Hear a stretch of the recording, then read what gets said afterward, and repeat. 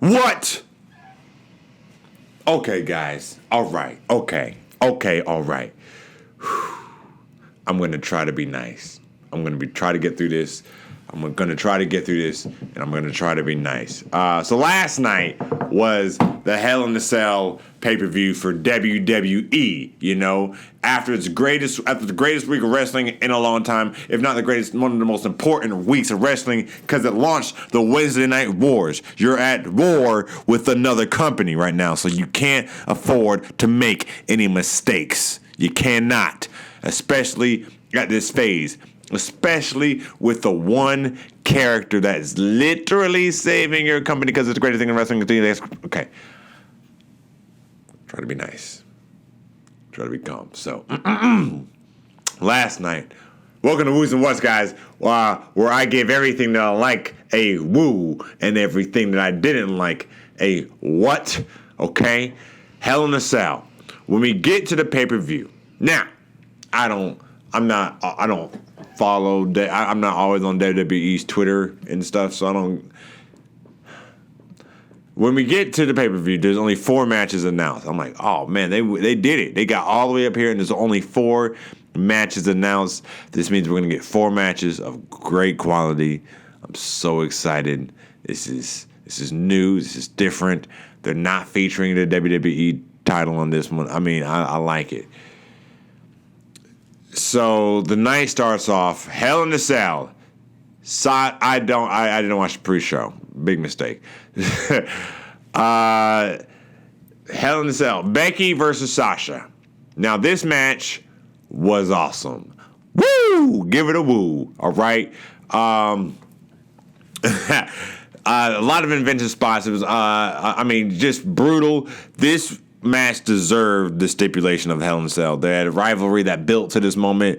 It was bitter. It was brutal. It was biting. I loved it. A lot of innovative spots here that I haven't seen in Hell in a Cell, and we've seen a lot of Hell in a Cells. So it's interesting that people are still finding ways to make innovation out of it. For example, Becky had this one move where she put the kendo sticks through like the cell, and then she sat the chair on top of the kendo sticks, and then she sat Sasha on top of the chair on top of the kendo sticks, then ran and then jumped, did a diving falling drop kick on the Sasha on the chair on the kendo sticks on the cell. It was awesome. A lot of inventive moves.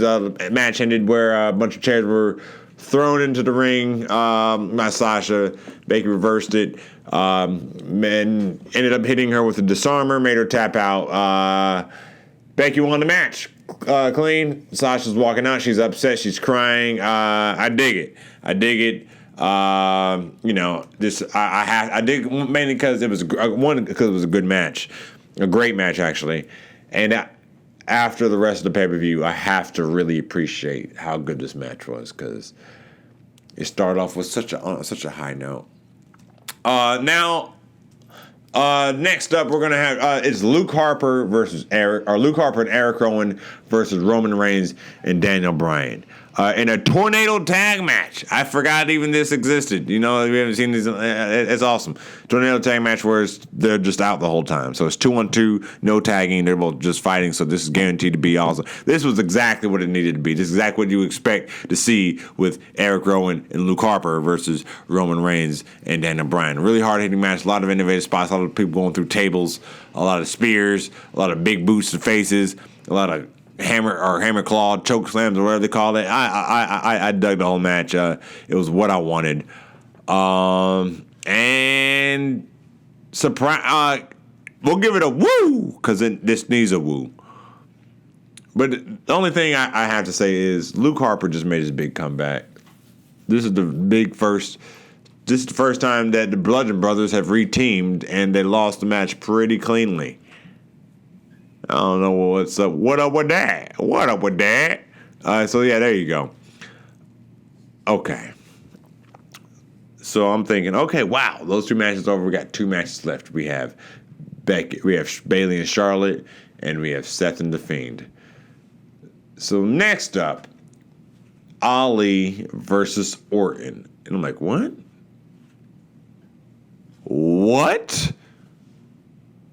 What? Ali versus Orton. I'm confused. Yeah, give that a what if you haven't guessed. But then they said that this match was put together on a pre-show. And I'm like, well, okay, fair enough. I didn't watch the pre-show, so I missed it. I'm still confused.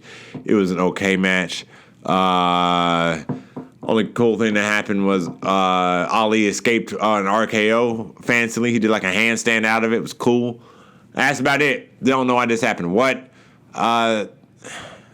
Then next was Alexa Bliss. Alexa Bliss's music hits, and I'm really confused. I'm like, what? Are they having a tag match right now? And apparently this was announced on Twitter. Oh, so now Alexa Bliss and Nikki Cross are defending their tag titles against the Kabuki Warriors. So just for them announcing it on Twitter and for me not knowing and being really confused when it happened, give that a what? But the Kabuki Warriors win the goddamn match. Woo! Asuka hits her with hits Nikki with a green mist like Tajiri used to do, and then they pin her 1, 2, 3, woo woo woo, and it's over. And the Kabuki Warriors are now the women's tag team champions. I'm very excited. Hopefully, they're the first ever women's tag team champions that actually means something, because those belts have meant nothing. Cool. Next up, the OC versus Braun Strowman in the Viking. What?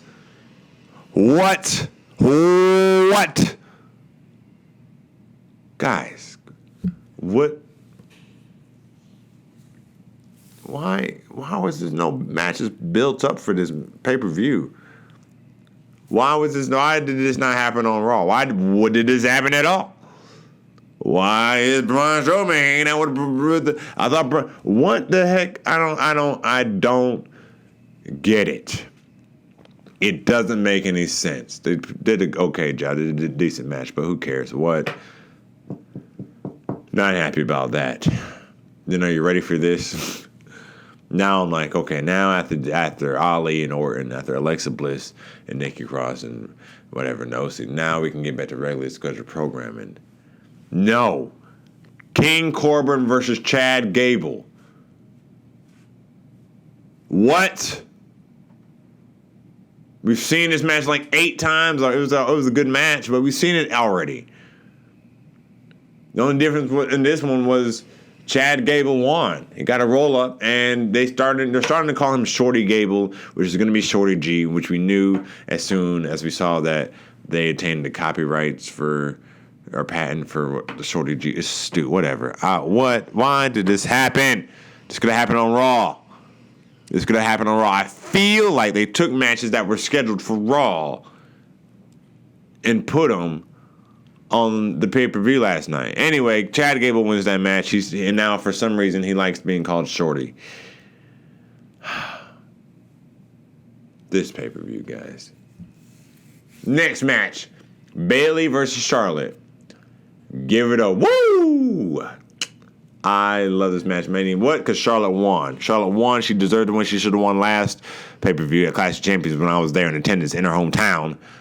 But she won last night. Great match.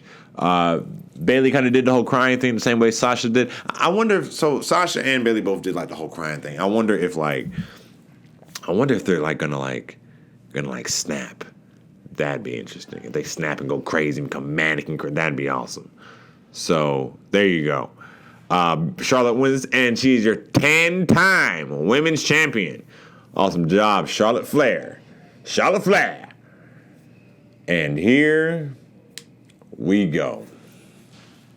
Here we go.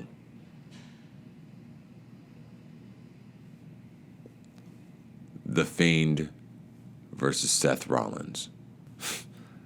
It starts off amazing.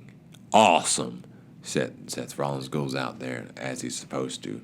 Then the Fiend comes out. Second time we've seen his entrance. It's awesome. It's still just as awesome. We'd heard rumors that at house shows he was going back to the lamp, but no, he was back to using the old Bray Wyatt head.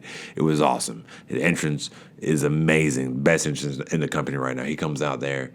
The match starts off. Seth Rollins tries to start using weapons and kendo sticks, and Bray Wyatt no-sells it. He's looking like a monster. Candlestick. Bray Wyatt doesn't move. Looks at him like he's crazy. Then more moves. It's a they had it so right, and then out of nowhere it went so wrong. So the match is happening. Bray Wyatt's looking like an absolute monster. Whatever Seth Rollins is throwing at him, Bray Wyatt gets back up. It's crazy. At one point, and this is important, Bray Wyatt pulls out. So it's a Hell in a Cell match. Hell in a Cell match. No disqualifications. Anything goes. Anything goes. So at one point, Bray Wyatt, the Fiend, takes out like a Harley Quinn big giant mallet kind of thing and starts attacking Bray Wyatt, or starts attacking Seth Rollins. And at one point, one of the commentators is like, he's going to impale him with the mallet. I don't know how you impale somebody with a mallet. That would suck. Your whole body would break in half. All right, especially with that. It was crazy. So, but it's a giant, huge mallet hammer. There's one point where I'm like, what the heck? I see the hammer, I see it land on the stairs, and you just hear how heavy that thing is. I'm like, man, this can actually smash somebody's head like a watermelon. So later on, the match happens, and Seth Rollins starts giving the Fiend the stomp. Stomp after stomp after stomp. The crowd start booing. You can tell that they do not want Seth Rollins to win. Don't forget, it took Brock Lesnar 3 stomps to go down. It took Braun Strowman 4 stomps and a pedigree. Seth Rollins ended up stomping the Fiend like 11 times. I'm not even kidding. His finisher. And the crowd were booing. They were booing so hard. In all my years of wrestling, I've never seen this. I've been watching it since I was a wee young lad, and I've never seen the crowd get so hot and mad. And then Seth pinned Fiend. The Fiend kicks out. The Fiend kicks out at 1, and the crowd lose their mind. They're so excited. There's not Seth. He pedigrees him. He had hit him. He can't beat him. So then he gets a chair and he just slams it on the Fiend's head on the ground. And then he goes out and gets a ladder. Then he puts the chair on top of the ladder and he hits the chair with the ladder onto Bray Wyatt's head. Then he takes the ladder, opens it, puts the chair in between, then closes the ladder, grabs a big metal toolbox and slams it onto the ladder with the chair onto Bray Wyatt's head. And the whole time I'm thinking, oh my God, the crowd are booing, begging Seth not to win. So then, I think he pins him into like a 2 count. Crowd loses their mind again. So he can't figure out what to do. He has all this stuff on his head. He can't figure out what to do. Ladder, chair, toolbox. Then he goes under the ring and grabs a sledgehammer. Now, you know a sledgehammer. Triple H used to use sledgehammer all the time. That was his signature. That was his signature weapon. He would, especially in a Hell in a Cell. Especially in a Hell in a Cell. It would be his main weapon. He would come out. We would know what he was going to get. And every time it was a sledgehammer. And he would lay people out and win the match. And lay people out and win the match. Every time. So Seth Rollins gets the sledgehammer.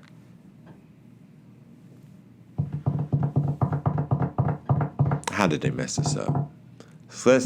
And he goes in the ring. And he hits the pile of metal on top of Bray Wyatt's head. Before he does, the ref begs him not to. The ref's like, please, Seth, this isn't you. You're better than this. Don't do it. Even though laying there is a monster. He's a monster. And Seth Rollins is like, okay, maybe I won't do it. Maybe I'll do it. And he hits the Fiend on the head through the metal and everything. And the ref fucking calls for the bell. stops the match. Stops the match. A Hell in a Cell.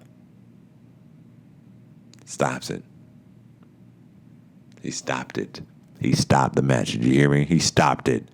What? What? What were you thinking? The crowd loses their mind. Boos you cannot ignore.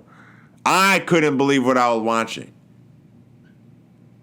I felt so bad for the two men in the ring. I was like, this guy has to suck for them. It has to suck for them. Bray Wyatt's probably crying under his mask. I think Seth Rollins was actually weeping.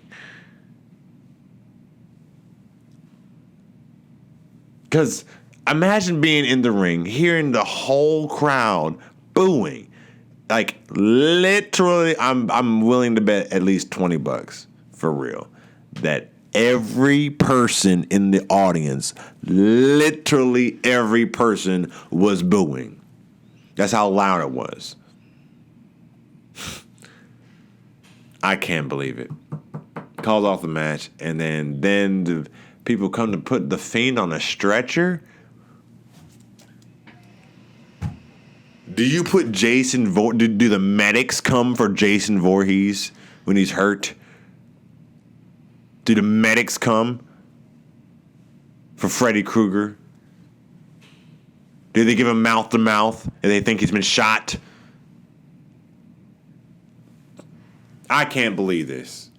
Luckily, they don't put him on a stretcher because the Fiend, mandible claws, and everybody runs through. But who cares anymore? He doesn't win the chance. Nobody ever. Or it's too late. We're pissed off already. Then they try to like make it more brutal because they know how royally bad they screwed up. So he's beating the hell out of Seth now, but nobody cares anymore. Then the freaky lights come on and he does a mandible claw, and blood gushes out of Seth's mouth.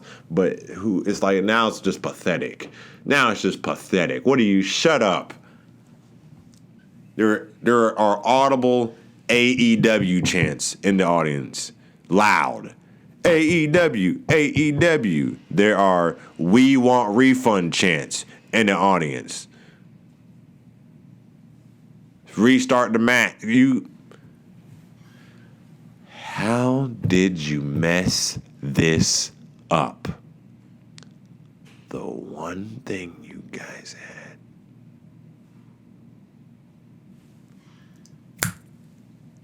in one match. Hashtag cancel WWE Network was trending last night. Congratulations, guys. I don't know what to say other than the last half hour of me talking. So that was Hell in a Cell.